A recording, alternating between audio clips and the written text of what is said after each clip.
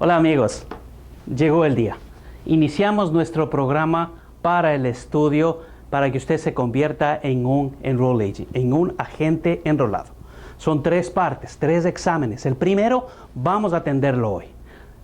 Vamos a ver los 13 capítulos de la parte 1 y una vez que terminemos de eso vamos a hacer una sesión para repaso y luego usted se va a presentar al examen y va a pasarlo al primer intento. Pero para eso usted tiene que seguir los delineamientos que le estamos proponiendo. Sin más ni más, vamos a iniciar con el estudio de la unidad 1. Requisitos de presentación. Su libro, GLIME, que usted ya lo tiene, está totalmente en inglés. ¿Por qué hacemos una presentación en español? Para que usted entienda 100% el contenido. Recuerda, 2 por 2. 4, 4 por 3, 12, 5 por 3, 15. Ahora dígalo en inglés. Absolutamente. Si usted habla chino, lo puede decir en chino. ¿Por qué? Porque su subconsciente aprendió cuando usted era niño y lo aprendió en español. Asimismo, de la misma manera, nosotros le vamos a explicar esto en español y usted automáticamente va a hacer la traducción, la interpretación al idioma inglés. Iniciamos con el trabajo preliminar. Income tax, año anterior. ¿Para qué necesitamos nosotros el income tax del año anterior? Para impedir que se cometan errores.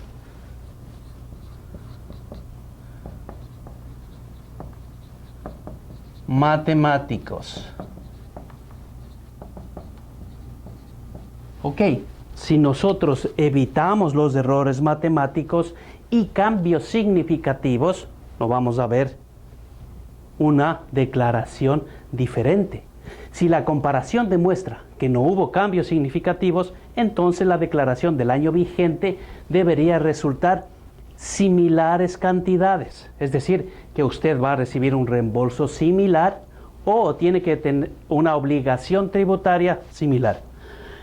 Si usted recibe $5,000 de reembolso el año anterior y ahora aparece que usted tiene que pagar $3,000 teniendo los mismos ingresos, entonces vamos a revisar qué error de cálculo o error matemático se presentó durante la consecución, quizás de la de este año o la del año anterior. Es decir, la precisión de la declaración del año anterior afecta la precisión del año en curso en áreas de las que se basa en el año anterior. Por ejemplo, impuestos estatales pagados como reembolsos recibidos. También aumenta la eficiencia al completar la declaración vigente. Para lo cual, nosotros necesitamos saber ¿qué? La información biográfica.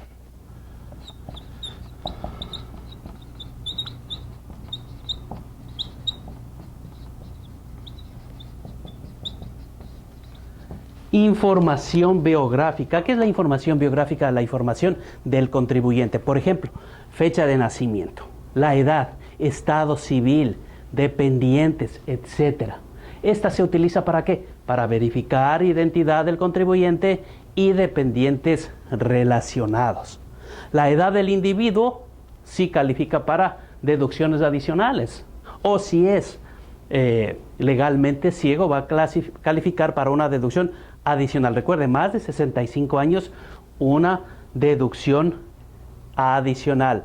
El estado de casado que presenta de manera conjunta, generalmente aumentan los límites de beneficios ¿en qué? En dólares.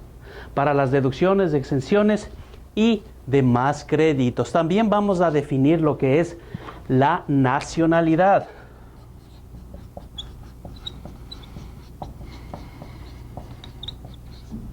¿Por qué necesitamos definir la nacionalidad? El estatus migratorio o ciudadanía. Si es extranjero residente o no. Si el contribuyente es un extranjero no ciudadano, se le considera extranjero no residente. Excepto que presente su tarjeta verde. También tiene, sabemos que si es que la persona vivió aquí más de 6 meses, entonces cumple con el derecho de presentar su declaración de impuestos como dual estatus. Seguimos adelante. Entonces usted va a tener un cuadrito en la página 5 que lo va a analizar y ahí básicamente le dice qué es lo que tiene que hacer, qué forma presentar y cuándo es el due date. Aun si el contribuyente no cumple con esas pruebas, puede elegir ser tratado como residente de los Estados Unidos. Tenemos también las formas de información. Mire, aquí por ejemplo, nosotros ya tenemos la pista para dos tipos de preguntas. Una, si en el examen nos preguntan qué tipos de errores nosotros podemos prevenir, ¿con qué? Con el trabajo preliminar. Vamos a prever que no existan errores matemáticos. Ahora también nos van a preguntar si es que una de las formas informativas pueden ser. Formas informativas son las que nos dan a nosotros, valga la redundancia, una información. ¿De qué? De montos y valores los cuales tenemos que usar donde en nuestras formas de presentación. ¿Cuáles son las formas de información? Y vamos a ver las de presentación. 1040, 1040A y 1040EZ para los individuos. Y para las corporaciones tenemos 1120, 1120S y también entidades como 1065. Formas informativas 1099 y todo el listado que usted tiene en la página 8. Esto es una pista. Recuerde, nosotros no vamos a decirle la pregunta del examen, pero sí vamos a enfocarle en nuestras preguntas de estudio. Las formas informativas no son estas son unas formas de presentación. Recuerde eso. Sigamos adelante. Nosotros, para determinar qué tipo de gastos yo puedo poner en mi declaración de impuestos, tengo que determinar si esta declaración es una declaración individual o de comercio o negocio, business. Esto me da una pauta. ¿Para qué? Para completar una declaración y efectuar gastos que puedan ser necesarios. Porque si yo quiero poner gastos dentro de mis declaraciones de impuestos personales, probablemente no voy a poder poner ninguna dependiendo de cuál es la actividad que yo hago. Entonces, los impuestos que se requieren se tienen que presentar. Requisitos de presentación. Los puntos que afectan nuestras declaraciones de impuestos. Importante saberlo. Porque del año anterior, ¿qué me va a afectar? Me va a afectar si yo tengo una donación. Por ejemplo, sabemos que mis máximas donaciones van a ser el 50% de el AGI. Es decir, yo puedo hacer un charity donation, una donación caritativa a los jesuitas. ¿Por cuánto? Si mi Adjusted Gross Income, si mi AGI es de $100,000, lo máximo que yo puedo donar van a ser $50,000. Si esto es en dinero.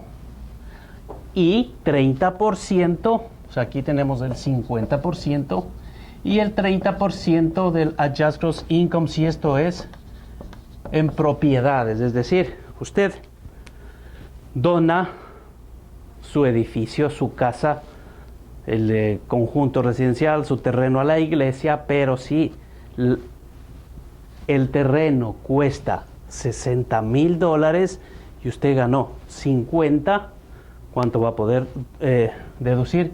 15,000, ¿no es cierto? Que es el 30% de los 50,000. Y si son $25,000, porque si fue esto en efectivo.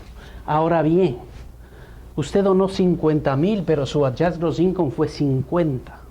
¿Qué hacemos con eso? Tenemos otros 25,000 carryover que se van a trasladar ¿a dónde? Al siguiente año. Usted no perdió. Puede deducirlo en los siguientes años, igual que pérdidas.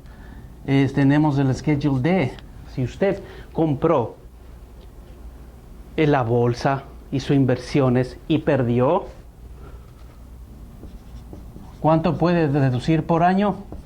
$3,000, pero usted perdió 30,000 en el año en curso. ¿Qué hacemos ahora? Entonces, revisamos si es que nosotros tenemos ese tipo de pérdidas de un año anterior para poder deducir esos $3,000 en el año que viene. 1,500 si es soltero o casado declarando separado, y MFJ casado haciendo conjunto, $3,000. Entonces, vamos a tomar en cuenta todos para eso es revisar, hacer el trabajo preliminar. Vamos a ir viendo qué es lo que tenemos. Cuentas financieras, activos específicos en el extranjero, ¿qué son? Algo nuevo, ¿no es cierto? El FBAR. El FBAR y la forma 8938. Cuando usted está haciendo su declaración de impuestos o está haciendo la declaración de impuestos de su cliente y tiene intereses, el programa, el software le va a preguntar si es que tiene inversiones en el extranjero, afuera, outboard. Entonces eso va a hacer que usted, si es que tenemos ese tipo de inversiones, tenemos que llenar la forma 8938. Llenar la forma 8938 no le exime al contribuyente de hacer la declaración del FBAR. ¿Qué es el FBAR? Si usted en un país extranjero tiene dinero, tiene inversiones que sobrepasen ¿cuánto? $10,000. Si esas inversiones sobrepasan los $10,000, entonces usted tiene que llenar la forma del FBAR. Entonces, para el FBAR usted necesita hacer la forma TDF 90221. TDF 90221, que lo tiene, por supuesto, en su libro. Con esto usted va a saber cómo está el dato o la data de su cliente. Si usted tiene que saber, si usted tiene que hacer transferencia de pérdidas, de ganancias de años anteriores, si usted tiene un net operating loss, una pérdida de operaciones, también tiene que tomarlas en cuenta, porque eso va a bajar, a disminuir ¿qué? La obligación tributaria. Luego tenemos que filing status. Recuerde, bien importante, nosotros tenemos que tener propiedad, hablar con propiedad cuando nos estamos refiriendo a esto. No podemos decirle cuál es su estado civil, cuál es su estado de presentación. Son dos cosas completamente diferentes. Una persona puede ser soltero, sin embargo, hace una presentación de un estatus de presentación siendo head of house o el cabeza de familia. Son dos cosas completamente diferentes. una persona que es casada, sí, cumple con algunos requisitos, puede hacer ¿qué? Una declaración como cabeza de familia, por supuesto. Entonces ahora vamos a ver cuál es el estado civil de presentación. El monto de la deducción estándar, las exenciones personales, los porcentajes o tasas fiscales que apliquen a este monto y el estado civil de presentación afectan ¿qué? La obligación tributaria. Entonces, como primer lugar tenemos casados que presentan una declaración conjunta. MFJ lo vamos a llamar, Married Filing Joint.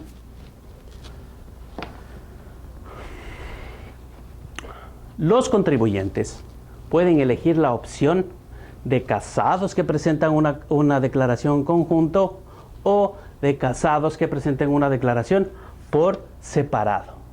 En una declaración conjunta, ambos cónyuges declaran ingresos combinados y deducen los gastos admisibles combinados. Los contribuyentes pueden presentar una declaración en conjunta incluso si uno de los cónyuges no tuviera ingresos o deducciones.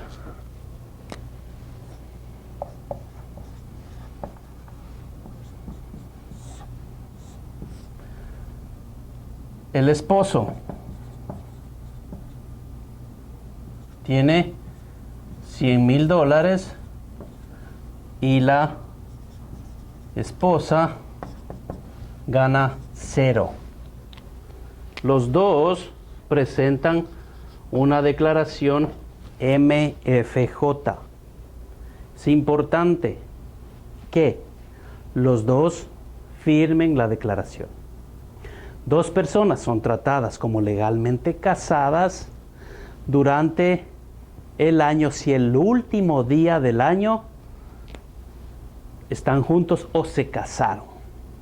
Si una persona es soltera hasta el 31 de diciembre y se casa el 31, puede hacerlo como MFJ, el último día del año fiscal. Se encuentra legalmente casado y conviviendo como marido y mujer. Recuerde, la convivencia en los estados comunitarios es aceptada, es decir, que una persona puede llenar MFJ aún no se haya casado legalmente si es que vive en estado comunitario. Legalmente casadas y viviendo separadas, pero no separadas por un decreto de divorcio. Separadas al amparo de un decreto de divorcio que aún no es efectivo. Todo eso tenemos que tomar en cuenta para determinar el estado civil si son casados o no. Si uno de los cónyuges muere, el estado de cada uno de los cónyuges se determina cuando el cónyuge muere, a menos que el cónyuge conviviente contraiga nuevas nupcias. Entonces, están casados, MFJ, uno de los cónyuges fallece, la persona en ese año va a declarar como MFJ.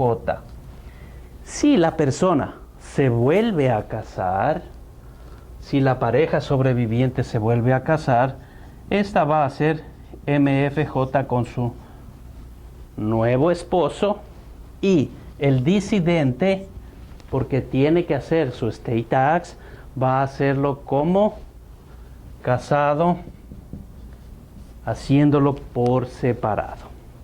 Esos tips son importantes, ya que usted puede encontrar preguntas de este tipo en su examen, entonces tiene que tomar en cuenta.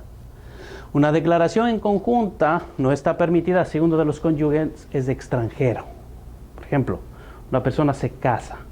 Si la persona con cual se casa, la pareja vive en Canadá o vive en México, se considera como que vivió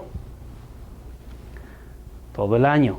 Pero si la persona que se casa vive fuera de estos países, entonces ya tenemos que ver que las personas que presenten una declaración conjunta para el año y el plazo para presentar una declaración, que cualquiera de sus cónyuges estos pueden modificar la declaración a efectos de presentarla separado, porque están separados. Una persona, una pareja que presentó MFJ, los pueden hacer una enmienda, sí, pero no pueden cambiarse a MFS.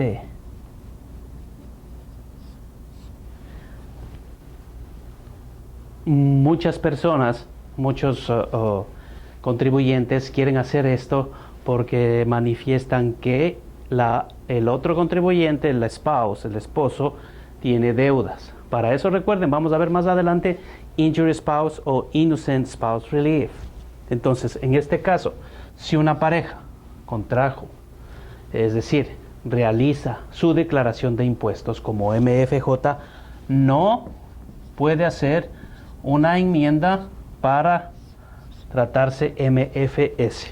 ¿Okay? No es legal, pero si es que la pareja hizo MFS, sí pueden hacer una enmienda como MFJ.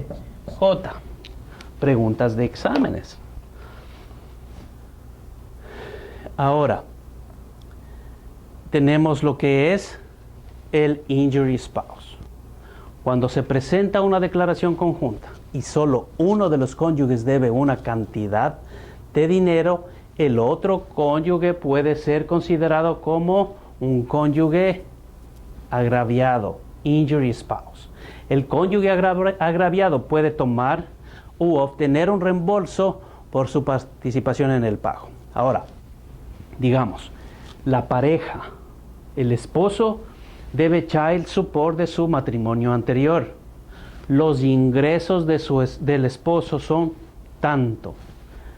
La esposa no debe, pero tiene un niño de su anterior matrimonio. Ella puede obtener por sus ingresos el crédito para su niño. Para esto tiene que poner y hacer la forma de injury spouse. Yo no puedo pagar lo que la señora debe. Se tiene que dividir. Pero si el niño es de los dos y ella no tiene ingresos, no puede hacer injury spouse. No tiene ingresos. ¿Qué crédito? ¿Qué es lo que va a reclamar?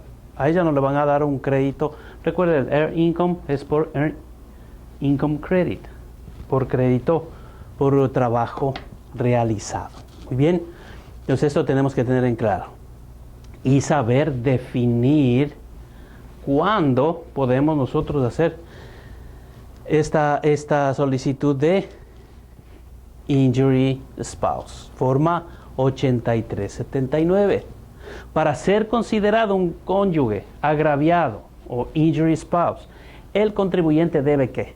Número 1, presentar una declaración en conjunto, MFJ. Si presenta Head of Household, no existe. Haber reportado ingresos tales como salarios, intereses, etc. Haber realizado y reportado pagos de impuestos como impuestos sobre la renta federal, salarios, pagos de impuestos estimados o reclamando el Earned Income Credit. No estar obligado a pagar una cantidad vencida. ¿Okay? La otra forma que tenemos es Innocent Spouse Relief, alivio del cónyuge inocente. Por lo general, los cónyuges son responsables para pagar cierta cantidad total de impuestos, intereses y multas vencidos en una declaración en conjunto. Sin embargo, si califica como una desgravación de un cónyuge inocente, el contribuyente podrá ser relevado, es decir, no tiene que pagar la parte de toda la obligación conjunta. ¿Ok? Los tipos relacionados de desgravación incluyen separación de la desgravación y la obligación, desgravación equitativa y la obligación que se derive de la ley de propiedad comunitaria. En algunos estados usted no puede hacer eso. ¿Por qué? Porque son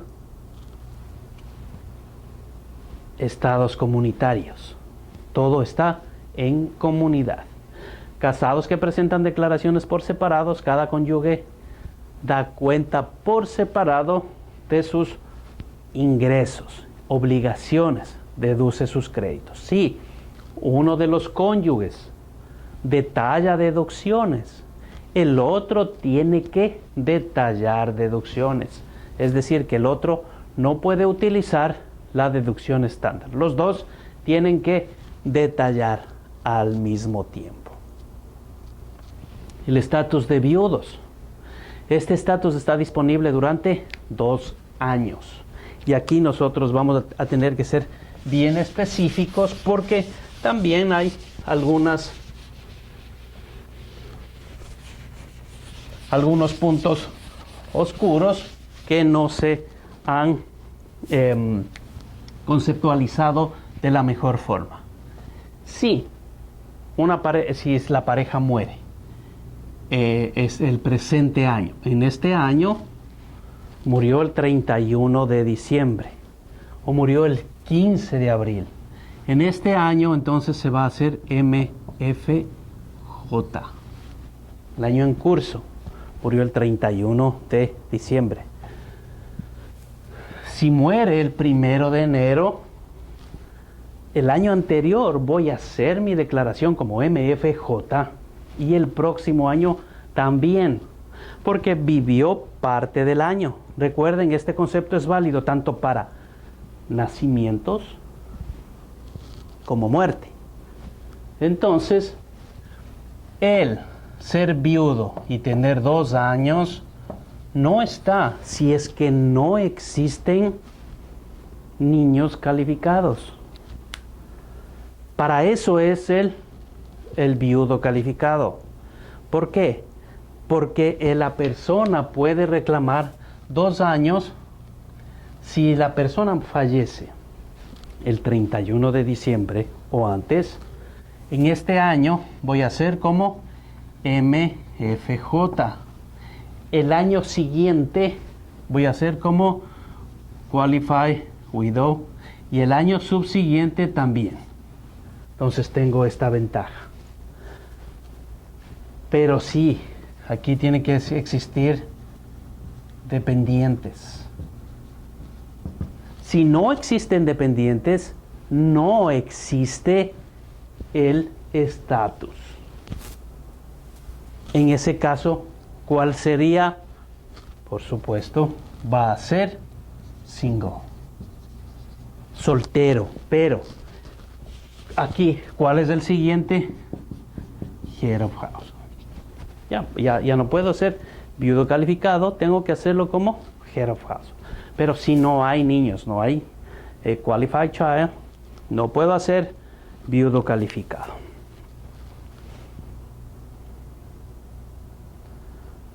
Jefe de hogar, cabeza de familia. Uno de los más controversiales porque, primero, si una persona es head of household, tiene que cumplir con los requerimientos, condiciones de jefe de familia. Si satisface las condiciones con respecto a la presentación del estatus o estado civil del mantenimiento del hogar, más del 50%. Presentación del estatus del individuo no puede presentarse como cónyuge sobreviviente, es decir, qualified widow. Estado civil, una persona casada no cumple los requisitos de jefe de hogar a menos que las condiciones se presenten. Es decir, si una pareja estuvo haciendo MFJ y el esposo se fue, no existe más. ¿Se fue cuándo? En abril. La señora se quedó con 2 niños. El tipo no contribuye con la manutención del hogar. No mira a los niños, no hay absolutamente nada de ayuda. Aunque esté casada, la señora va a ser ¿qué? Head of household. Más jamás esto, muchas personas tienen 4 niños y dicen, ok, usted tiene 2 y yo tengo 2. HH y HH. No, no es posible. Jamás va a ser posible esto. ¿Por qué? No existe separación a conveniencia de los contribuyentes. Tenemos que tener bien claro eso, ¿ok? Entonces, una persona calificada y el tiempo. El contribuyente debe mantener un hogar que constituye el principal lugar de la residencia durante más de la mitad del año gravable para al menos un individuo calificado. ¿Quién es un individuo calificado? Un hijo, el hijo que vive con usted, su hijo, el niño. Un pariente calificado. Ambos se definen como qué es un hijo calificado y qué es un pariente calificado.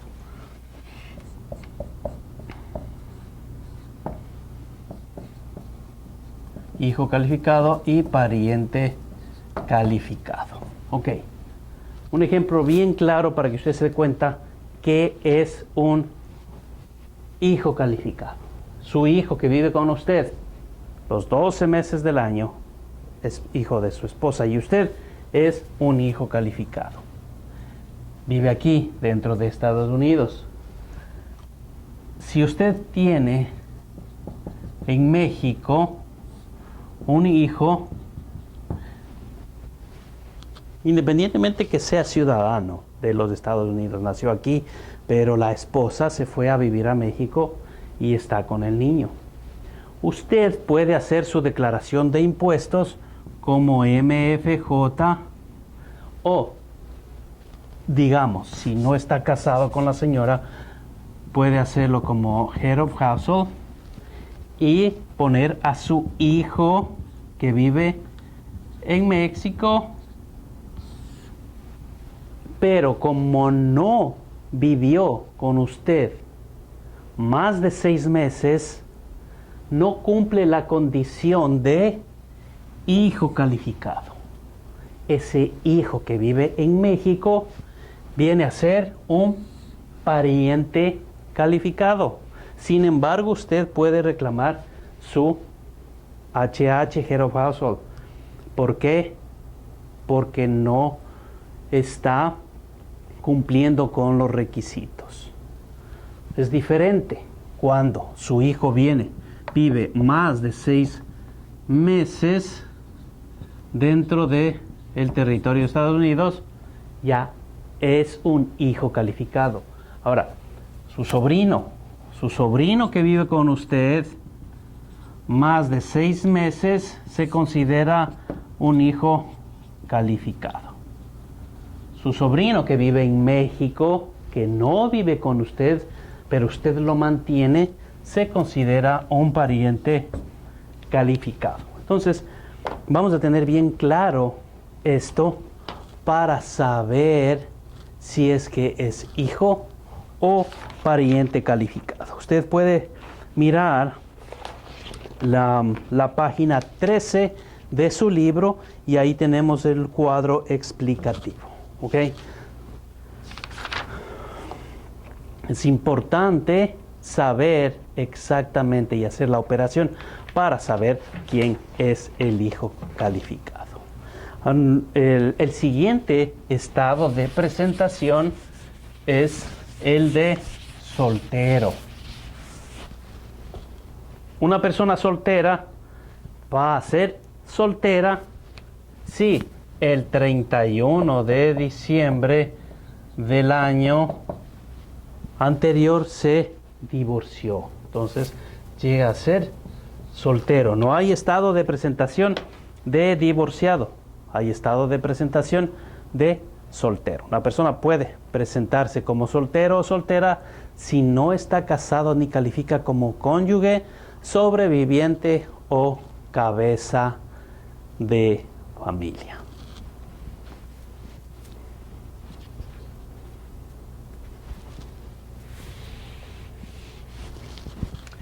Luego nosotros vamos a ver qué es la deducción estándar. ¿Qué es la deducción estándar? Todos nosotros tenemos una renta imponible, un taxable income, un ingreso bruto. El ingreso bruto ajustado, AGI, menos la deducción por exenciones. Entonces, si nosotros tenemos un ingreso bruto menos las deducciones, entonces llegamos a ¿dónde? Al AGI, Adjusted Gross Income. ¿Recuerdan este cuadrito en la clase de la 1040 para los que asistieron? El contribuyente detalla deducciones o tiene una deducción estándar. Si detalla las deducciones y el total admisible de las deducciones detalladas después de todos los límites que se han aplicado es superior a la deducción estándar, se considera que está haciendo itemized deduction, detallando las deducciones. Recuerde que vamos a ver itemized deduction, deducciones detalladas más adelante. Deducciones detalladas para usted 10%, si es más de 65 años de edad, tiene 7.5%. ¿Okay? Estas son las deducciones y también está sujeto, tenemos deducciones sujetas al 2%, pequeñito. Ok, entonces eso tenemos que tomar en cuenta. La elección se realiza presentando el anexo A de la forma 1040. Entonces, schedule A en la forma 1040. No existe una itemized deduction o no existen deducciones detalladas si yo utilizo la forma 1040A o 1040EZ. No hay deducciones detalladas en esto. ¿Por qué? Porque solamente puedo utilizar los anexos cuando utilizo la forma 1040. La elección puede ser cambiada por una corrección en la forma 1040X. La elección en cualquier año es gravable, no es relevante. Quienes no son elegibles, las siguientes personas no se les permite la deducción estándar. Quienes no van a poder, personas que detallen deducciones, ok, estándar, deducción estándar.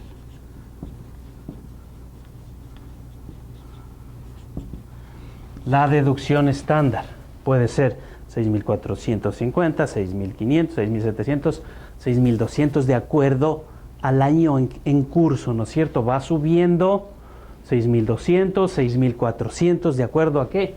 A la inflación.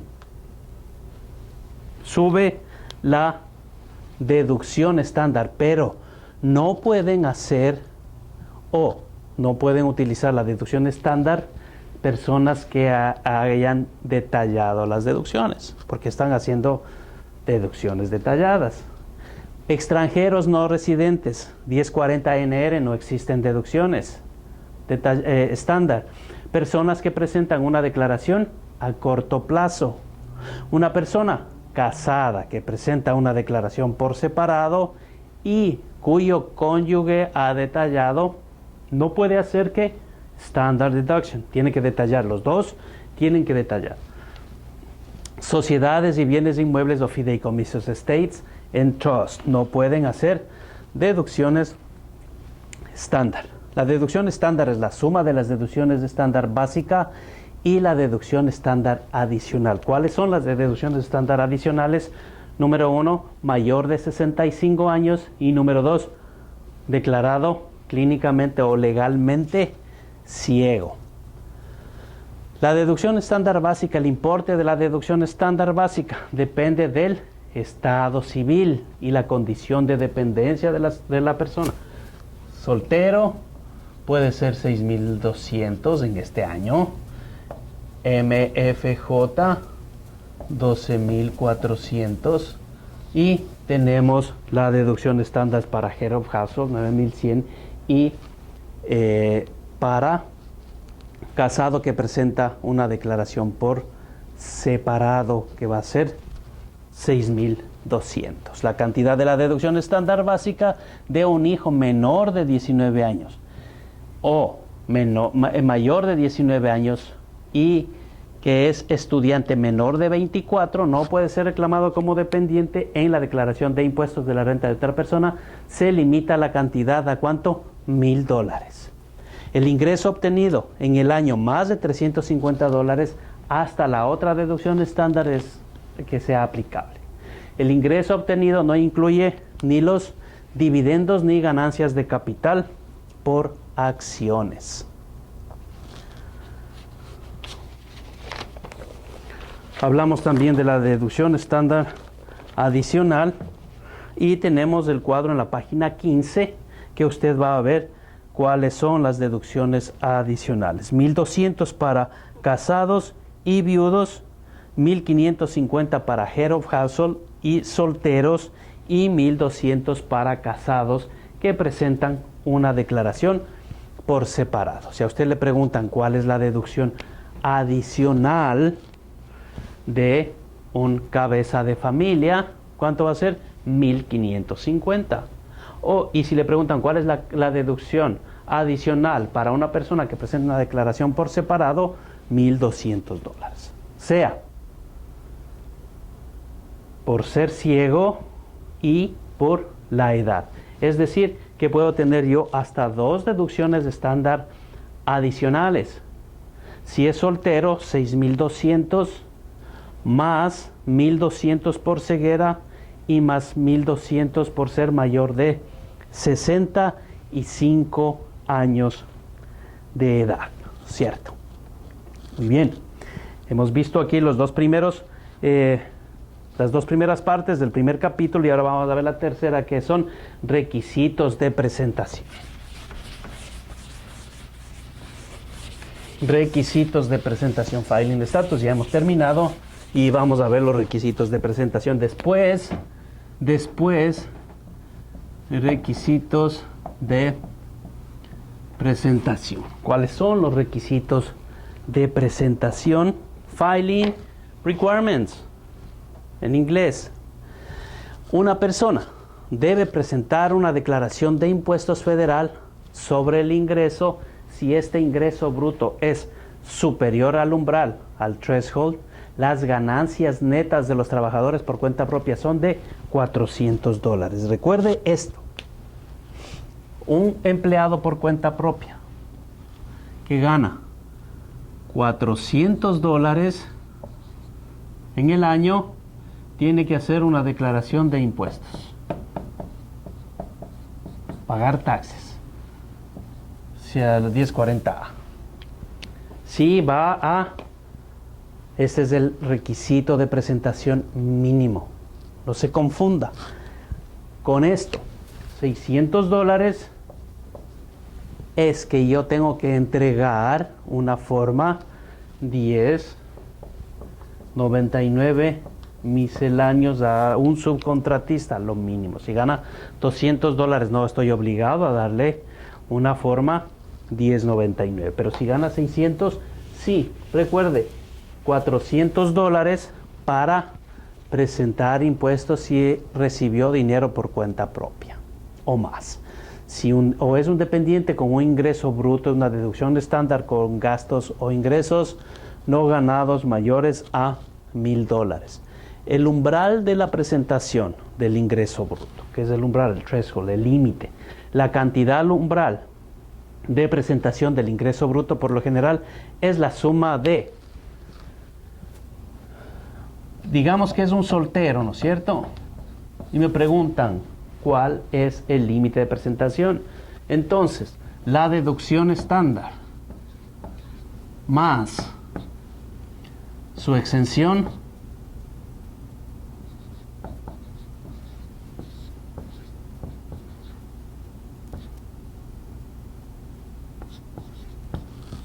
$10,150 es el límite de presentación para un soltero.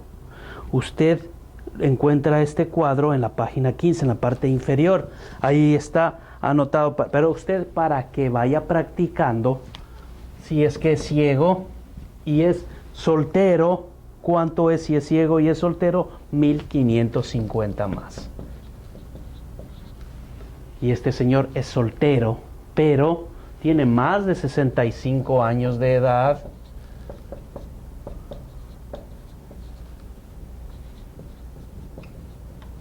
Entonces tomemos en cuenta todos estos aspectos para nuestras preguntas en nuestro examen de la parte 1. Tenemos que tener y estar despiertos, ¿no es cierto? Recuerde que la exención de las personas casadas que presentan declaraciones por separados, las limitaciones que presentan los requisitos son mayores para los contribuyentes y las que presentan deducción estándar por tener más de 65 años de edad. El ingreso bruto no incluye los beneficios del Seguro Social, a menos que el contribuyente es casado que presenta una declaración por separado y vivió con su cónyuge en cualquier momento durante el año. ¿Okay? La mitad de los beneficios del Seguro Social, además de otros ingresos brutos e intereses exentos de impuestos, son más de $25,000, $32,000 para parejas casadas. La fecha de vencimiento, el due date, sabemos que la fecha de vencimiento es cuando el 15 de abril. El 15 de abril, infallibles de esta pregunta en su test, ¿cuándo es esta fecha? La declaración de impuestos de la renta debe ser presentada a más tardar el día 15 del cuarto mes en la fecha del cierre del año fiscal, es decir, el 15 de abril de cada año, excepto que el día 15 sea un sábado, un domingo o un día festivo. Entonces esto se trasladará al siguiente día hábil. Con esto usted puede presentar, por ejemplo, si el sábado es 15, domingo 16, lunes 17 va a ser el día último. Usted puede hacer una extensión automática de 6 meses y si le preguntan cuál es la forma que usted necesita para hacer la extensión, vamos a decirle que es la 4868. ¿Cuánto me da esto? 6 meses de extensión. 6 meses de extensión. La presentación de la forma 4868 durante los 2 meses permitirá otros 4 meses de extensión. La fecha de vencimiento va a ser ahora 6 meses posteriores al 15 de abril. Un extranjero no residente debe presentarle su declaración de impuestos el día 15 del cuarto mes al cierre del año fiscal, si su salario no está sujeto a retenciones, ¿no es cierto? Liabilities, pago de obligaciones. La obligación fiscal debe pararse en el momento en que la presentación de la declaración. Ahí debe pagarse. Es decir, si usted tiene una extensión automática de 6 meses, no significa que su pago debe hacerlo en octubre. La extensión es solamente para la presentación de la forma 1040, no para el pago. Por eso cuando usted está haciendo la extensión le dice envíe el pago de su forma 10 de la declaración de impuestos. Nosotros tenemos que enviar el pago. Si no enviamos el pago va a haber ¿qué? Intereses que nos van a cobrar. Nosotros tenemos que tener record keeping, contabilidad. Se debe llevar libros de cuentas o registros suficientes para establecer la cantidad de ingresos brutos, deducciones, créditos u otros requerimientos con el fin de ¿qué? De ser demostrados en cualquier declaración de impuestos o de cualquier información. Se debe mantener los registros tanto el tiempo como los contenidos sean materia de administración cuanto sea necesario. Se requiere que los empleadores mantengan registros sobre impuestos al empleo hasta por lo menos 4 años de la fecha de vencimiento de la declaración. Si una persona debe reportar el impuesto al empleo y entregar declaraciones de impuestos a empleados, necesita contar con un número de ¿qué? Con un número de identificación, es decir, con EIN, Employer Identification Number, Federal Tax ID, que sirve o que se le entrega cuando usted va a hacer un payroll, cuando usted tiene una corporación. Es un número de 9 dígitos. Es un número de 9 dígitos que se lo otorga el IRS.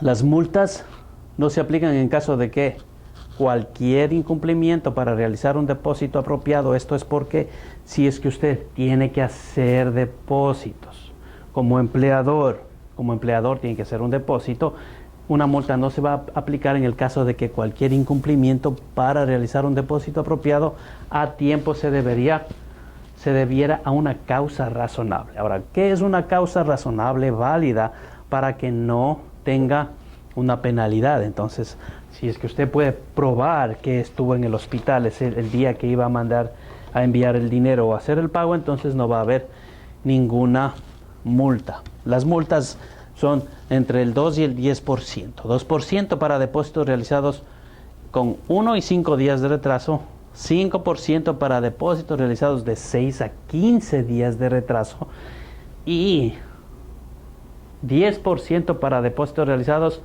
después de los 16 días de retraso o más.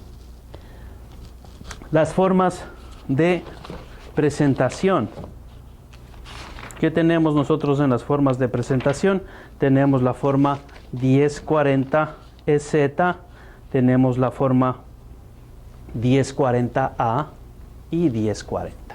La forma 1040EZ, los contribuyentes pueden ser elegibles para presentar una forma 1040EZ.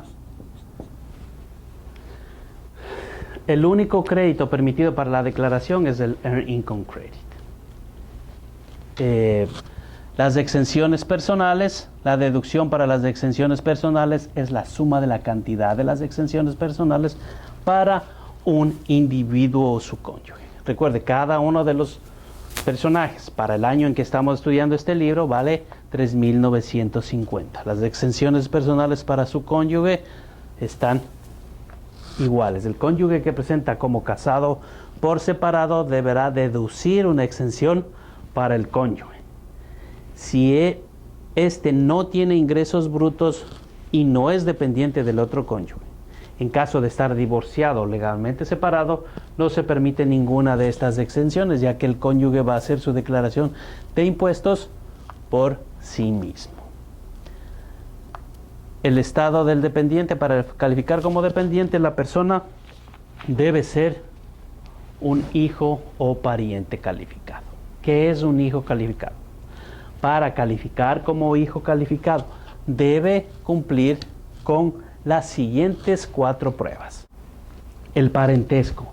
Vamos a determinar si es que existe parentesco. Por ejemplo, el taxpayer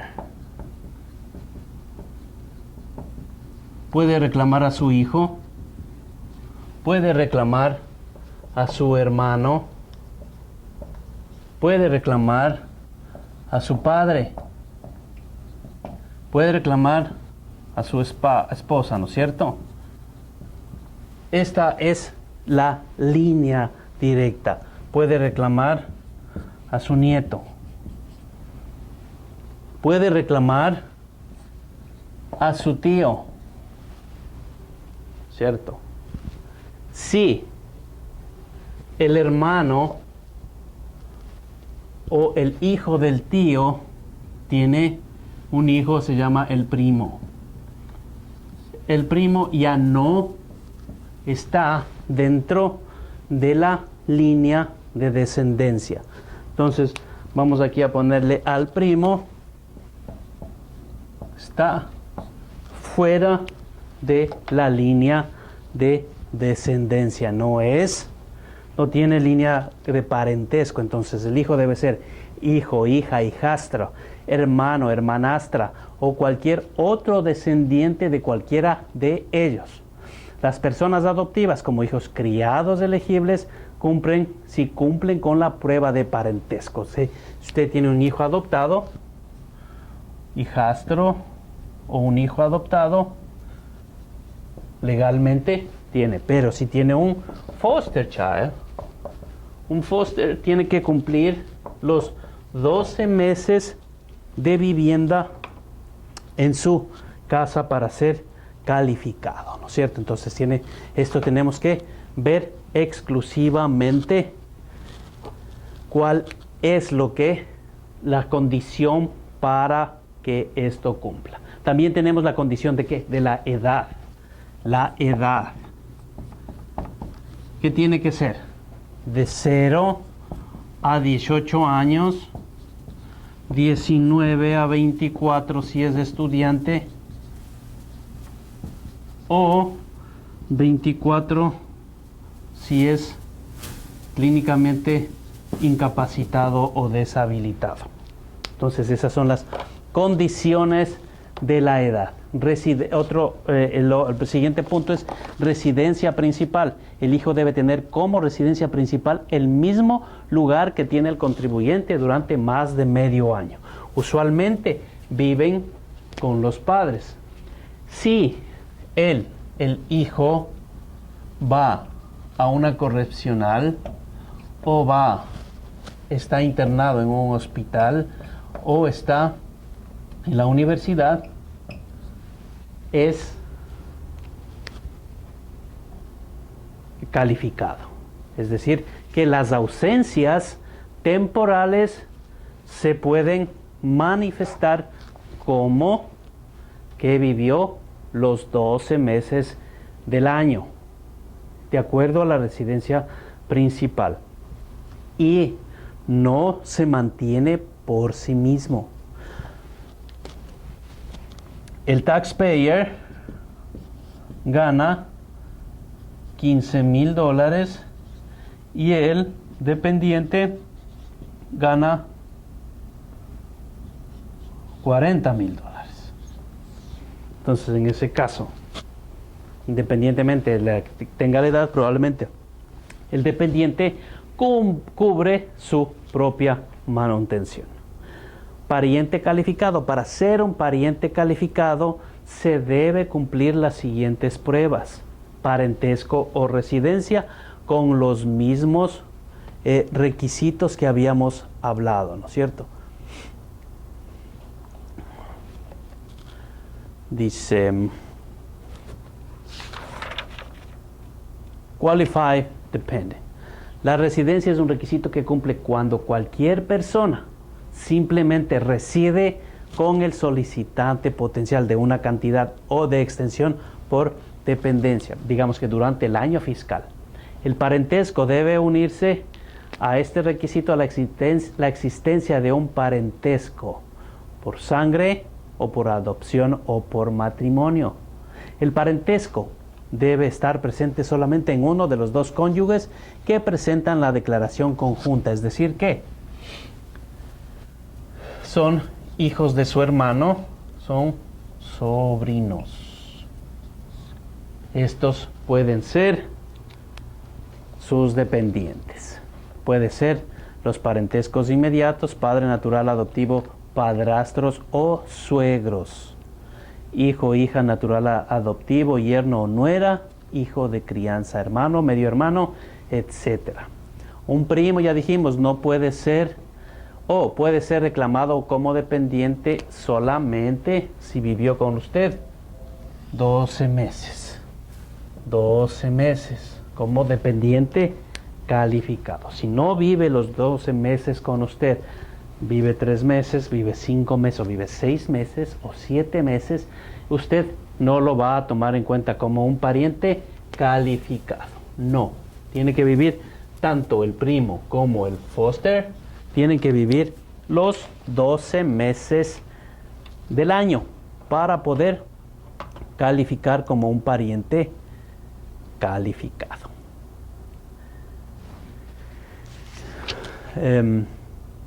La manutención, recuerde que la manutención tiene que ser más del 50% para que esta persona, dice, tenemos un ejemplo de un qualified dependent. El señor Kine proporciona más de la mitad del soporte y la manutención a su hija y a su yerno, que viven con él. No se requiere que la hija ni el yerno presenten una declaración de impuestos del 2014. Lo harán solo para obtener un reembolso. Esta familia puede reclamar a la hija y al yerno como dependientes en la declaración conjunta. Es decir, usted tiene una hija que tiene 18 años, está en el college, está en la universidad. Tiene un novio que tiene 19 años, también es estudiante. No trabajaron, viven en su casa, se acaban de casar, tienen un niño. Usted va a reclamar al hijo, a la hija suya, a su yerno y a su nieto. A los tres va a reclamarlos usted porque vivieron en su casa y cumplen las condiciones de vivienda parentesco. 12 meses, más de 6 meses del año. Entonces, aquí tenemos nosotros, adelante, reglas para reclamar las exenciones de los dependientes. Usted tiene el cuadro en la página 21, lo va a revisar y va a hacer los determinados ejercicios. Las deducciones por exenciones personales tenemos que para todos, para cada persona son 3.950 y tenemos también los límites, los thresholds de la Just Gross Income en la página 21.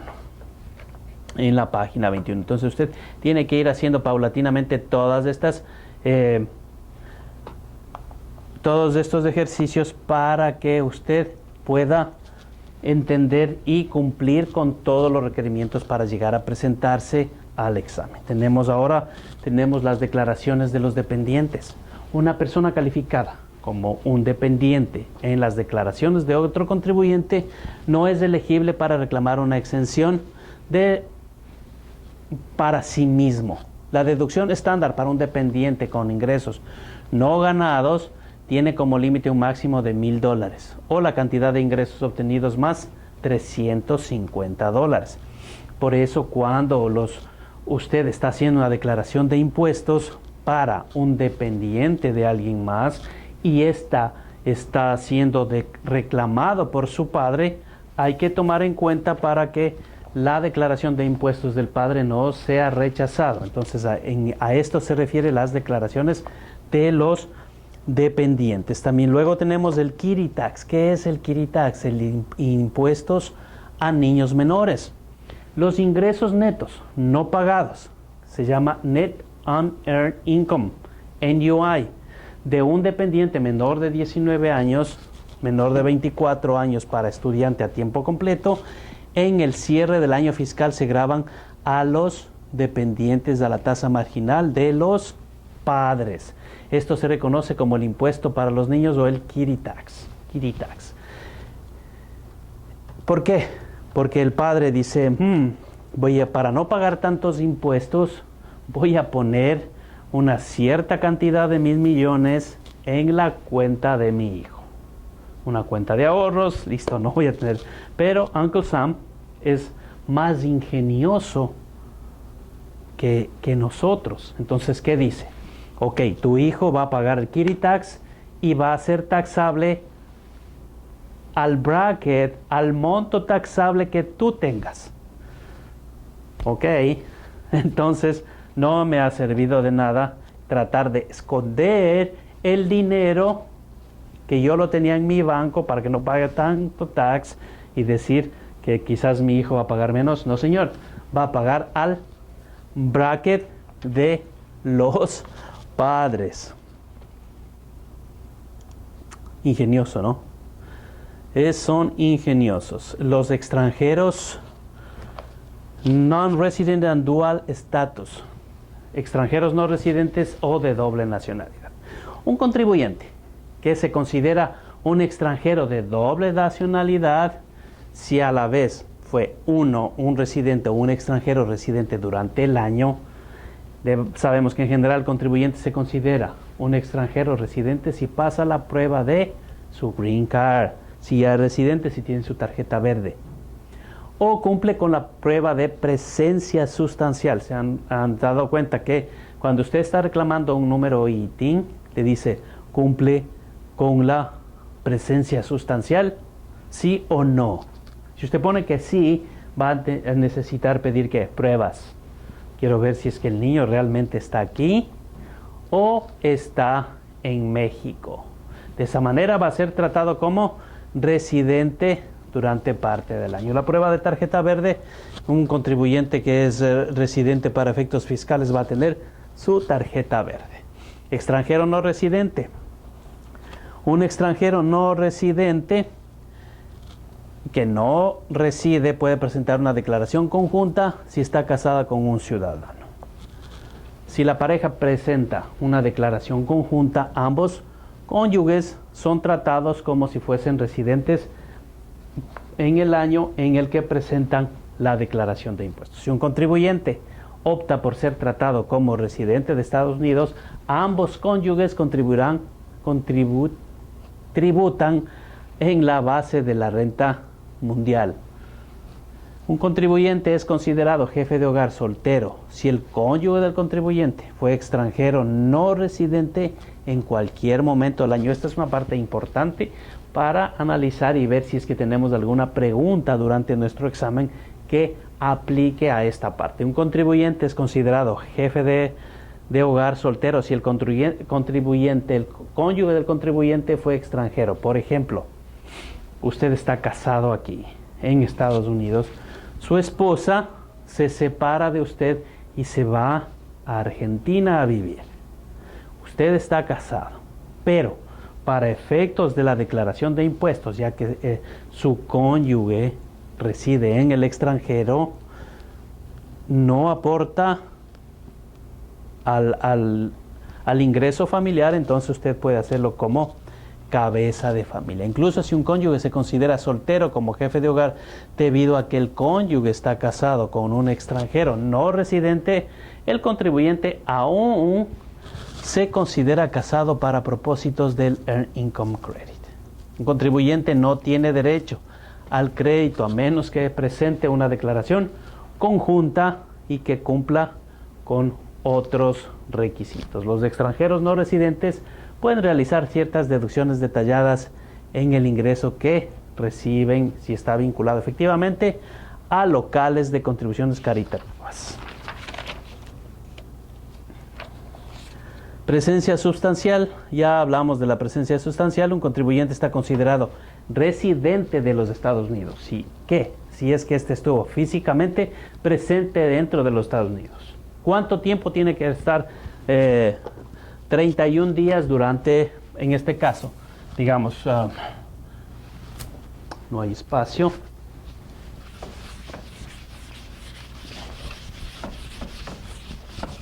Un contribuyente tiene presencia sustancial si es que vivió 30 días durante el año 2014.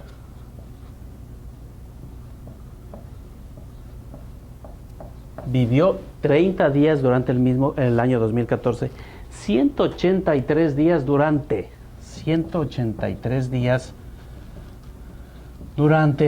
el 2014, el 2013 y el 2012. Contando todos los días de presencia física en 2014, pero solo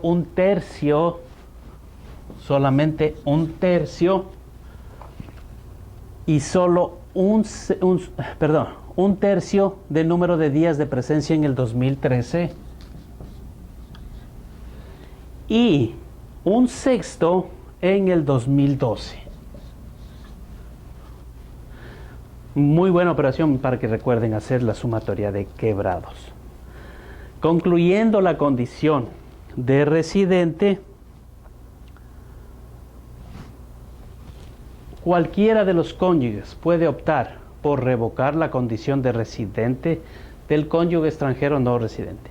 Otras formas para las cuales se ponen fin a tal condición incluye la muerte, divorcio o separación legal de los registros inadecuados.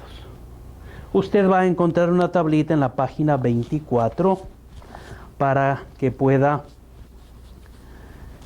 ayudar a entender más claro. Tenemos revocación, muerte, divorcio y récords inadecuados. Esto es con esto finalizamos la clase. Recuerde, vamos a hacer ejercicios para poder ver todos los conocimientos que hemos visto en esta clase ya en la forma práctica.